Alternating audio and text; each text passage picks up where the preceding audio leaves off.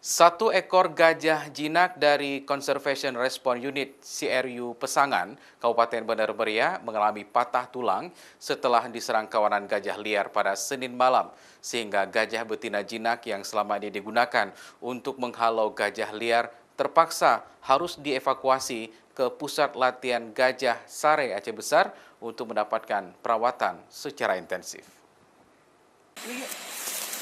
Gajah betina jinak yang diberi nama Ida di CRU Pesangan, Kabupaten Bener Meriah, mengalami patah tulang kaki bagian belakang setelah diserang kawanan gajah liar yang sudah beberapa hari ini turun ke perkebunan warga Desa Negeri Antara, Kecamatan Pintu Rime, Kabupaten Bener Meriah.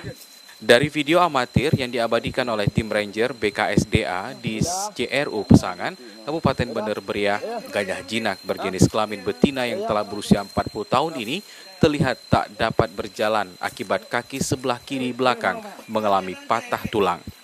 Menurut Sabto Aji, Kepala BKSDA Aceh, Ida diserang kawanan gajah liar yang diperkirakan berjumlah 30 ekor pada malam hari di lokasi dalam kondisi diikat di CRU Pesangan. Sebelum kakinya patah, Ida digunakan oleh tim Ranger untuk menghalau kawanan gajah yang beberapa hari berada di perkebunan warga Desa Negeri Antara, Kecamatan Pintu Rime, Kabupaten Bener Meriah. Untuk mendapatkan perawatan intensif dari tim dokter BKSDA dan Unsia, kini Ida sedang dievakuasi dari CRU Pesangan ke Pusat Latihan Gajah Sare, Kabupaten Aceh Besar. Raja Umar, Kompas TV, Banda Aceh.